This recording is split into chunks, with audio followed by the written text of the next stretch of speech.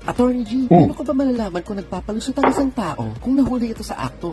Mayroong tatlong karaniwang palusot ang isang tao upang hindi managot sa mga kasalanan nito. Ang una ay ang deflection o yung kaagad-agad niyang inaatake o sinisisi ang ibang tao tungkol sa isang kasalanan na siya naman talaga may kagagawan upang makaiwas sa parusa o sa kahihiyan. Ito yung tipong kahit nahuli ka na sa akto, ikaw pang galit at sinisisi mo pa ang ibang tao. Ang pangalawa ay ang projection. Ito yung tinatanggap mo ng bahagya ang kasalanang nagawa mo pero pinapalabas mong nadamay ka lang ng ibang tao. Yung tipong kahit nahuli ka na sa akto, sinasabi mo pa rin napilitan ka lang at nadamay ka ng mastermind nito. At ang panghuli ay ang depression. Hindi ito yung tunay na depression na kailangan mo ng tulong ng eksperto. Ito yung tipong nang nahuli ka sa akto, inuunahan mo na kaagad ng drama sa buhay mo. Oo nga naman, paano ka pa mapapagalitan yan? Kung umiiyak ka na ng matindi at gusto mo nang magpatiwakal, normal sa tao ang magpalusot. Lalo na kung matindi ang kaparusahang kapalit nito. O kaya naman sobrang masasaka ng ego mo o sobrang mapapahiya ka ng gusto. Pero mag-ingat tayo. Dahil pag sobra kang masanay sa mga pagpapalusot na ganito, darating ang panahong maniniwala ka na sa sarili mong kwento. Hindi ka na matututong tumanggap ng mga pagkakamali mo. Hindi ka na rin matututong humingi ng tawad. At kailanman ay hindi ka na matututong magbago.